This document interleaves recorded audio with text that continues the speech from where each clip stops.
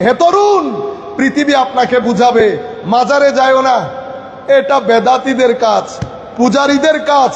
আপনাদেরকেও বলছি, মাজারে যাবেন, আমার নবীর শরীয়তের মধ্যে জিয়ারত যেটা শিখিয়ে দিয়েছে এর বাইরে আমরা জিয়ারত করব না। মনের প্রশান্তি আউলিয়ায়ে কেরামের মাজারে। পৃথিবী বলে নবীকে অস্বীকার করতে হবে না, তবে নবীকে টেনে নিজের কাতারে নামিয়ে আনো। আমার মতো বলো, অক্ষর জ্ঞানহীন বলো, কিচ্ছু জানে না বলো,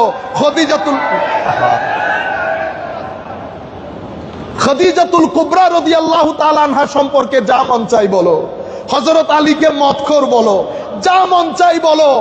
এগুলা বললে তরুণ প্রজন্ম মনে করবে ও আচ্ছা, নবী তো আল্লাহ বানিয়েছেন বিদায় নবী, উনার আর স্পেশালিটি কি? আপনার কাতারে নেমিয়ে এনেছে, এটাকে বলে তানকিসে নবুওয়া। কেউ নবীর নবুয়ত স্বীকার করছে, আবার স্বীকারও করছে।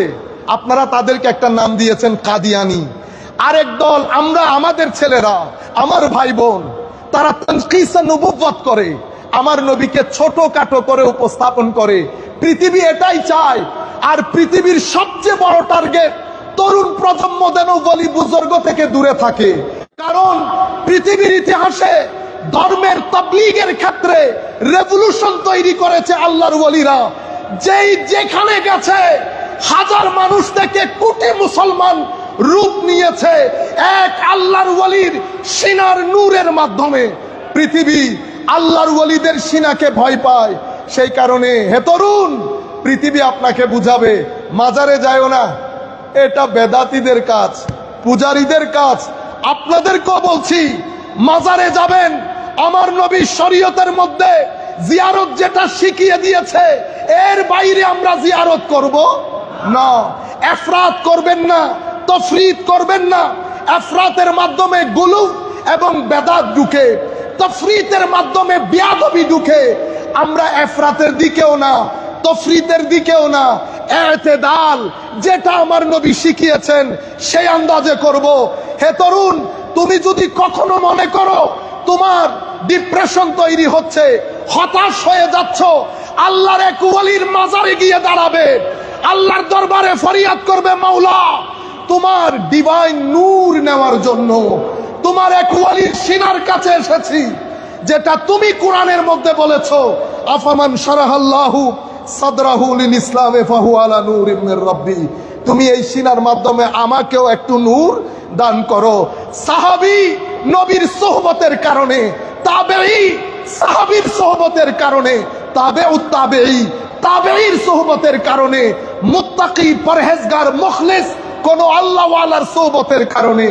সম্মানিত উপস্থিতি, আখেরি মেসেজ, আমরা মাঝখানের লোক, আমরা মাঝখানের লোক।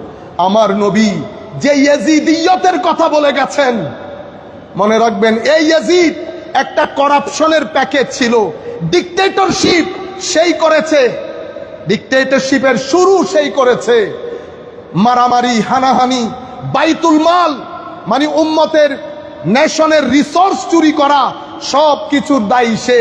Social corruption, political corruption, socio political corruption সবকিছু করেছে। মদিনা শরীফে আক্রমণ করেছে, মক্কায়ে মুআজ্জামায় আক্রমণ করেছে। এই দুই আক্রমণে সিনিয়র সাহাবায়ে কেরামকে হত্যা করেছে। এই মালউন, এই খাবিস, সে তার রাজত্বকালে সিনিয়র সিটিজেন গুলাকে সরিয়ে তরুণ প্রজন্মের কিছু বেয়াদবদেরকে বসিয়েছে। যেই ইঙ্গিত আমার নবী দিয়ে গেছেন, যেটার উপর ইমাম বুখারী চ্যাপ্টার করেছেন, আমার নবী বলেছেন হালাকাতু উম্মতি, আমার উম্মত ধ্বংসপ্রাপ্ত হবে। কার হাতে? আলা ইয়াদাই গিলমাত মিন কুরাইশ। অন্য আয়াত, অন্য হাদিসে অন্য শব্দে এসেছে, কুরাইশের কিছু অবুঝ ইম্যাচিওর শাসকের হাতে আমার উম্মত ধ্বংসপ্রাপ্ত হবে। সমস্ত মুহাদ্দিসিন যখন এই হাদিসের ব্যাখ্যা করেছেন, বদরুদ্দিন আইনি থেকে শুরু করে ইমাম ইবনে হাজার আসকালানি পর্যন্ত সমস্ত মুহাদ্দিসিন বলেছেন, কুরাইশের যেই শাসকদের হাতে উম্মত ধ্বংস হয়েছে সেই শাসকদের প্রধান এবং প্রথম ব্যক্তির নাম ইয়াজিদ। সেই কারণে ইয়াজিদিয়ত বোঝা বড় জরুরি। সম্মানিত উপস্থিতি, এখান থেকে আমরা হুসাইনিয়তের দর্শ নেব। আজকে আমরা ওয়াদা করব, নামাজ মিস করব না। আমার ভাই, নামাজ মিস করিয়েন না। তিলাওয়াত কোরআন অন্তরের মধ্যে তরঙ্গ তৈরি করে। আলিফ লাম মিম যালিকাল কিতাব লা রাইবা ফীহি হুদাল লিল মুত্তাকিন। নুন ওয়াল কলম ওয়ামা ইয়াসতুরুন। কাফ হা ইয়া আইন সাদ। যেই গান আপনারা শুনেন সেই সুরের সুর আমার আল্লাহর দেওয়া বিধান কোরআন।